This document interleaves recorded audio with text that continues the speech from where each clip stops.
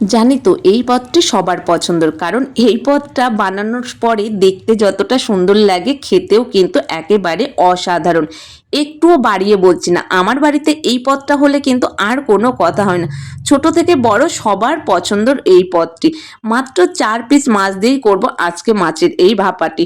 প্রথমেই কিন্তু আমি দেখো এখানে মাছ লবণ আর একটু লেবুর রস দিয়ে জলে ভিজিয়ে রেখেছিলাম 10 মিনিটের জন্য, কারণ তাহলে মাছের আঁশ গন্ধটা চলে যাবে।